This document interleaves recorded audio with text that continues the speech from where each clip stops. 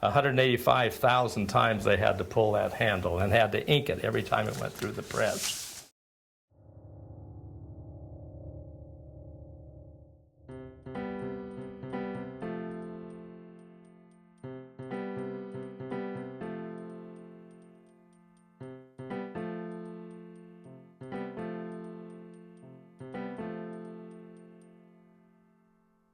We're excited to have you come to the Crandall Historical Printing Museum. You're going to start by coming into the Gutenberg room. Here you're going to see a wooden press that is identical to the one in Mainz, Germany, and here's that press. This printing press, by the way, is in a room that if Gutenberg walked into this room right now, he would be comfortable. That ink from there over onto just the tops of my letters. That's when he came up with ink balls.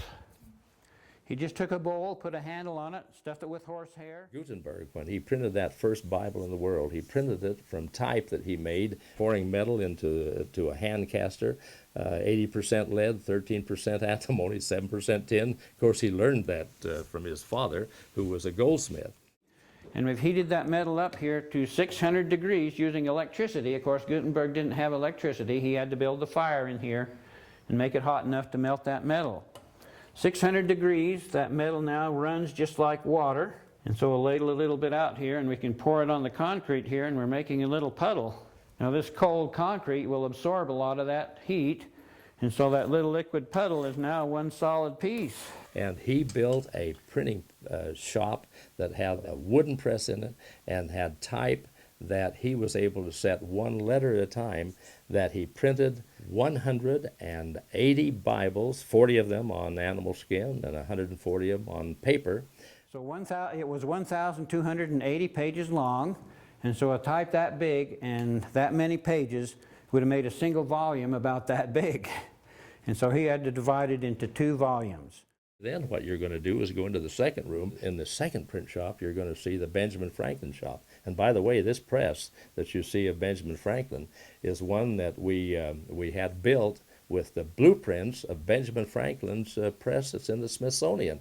We were able to get that blueprints from the Smithsonian, and we copied those and made a press identical to Benjamin Franklin. So in this room, you're going to see the press.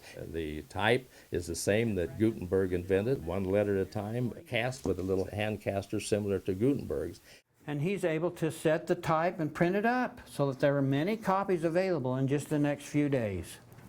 And we can actually print the Declaration of Independence here, just like it was done there in Philadelphia in 1776. And then we're going to take you into the Grandin print shop and show you how the Book of Mormon was printed. This press is a Peter Smith hand press, sometimes called an acorn press. Notice the shape of that press? Shaped like an acorn. People called it an acorn press. The first Book of Mormon was printed in a little print shop in Palmyra, owned by E.B. Grandin. E.B. Grandin had an iron press similar to this one right here. In fact, this is a replica of that iron press. It weighs almost a ton.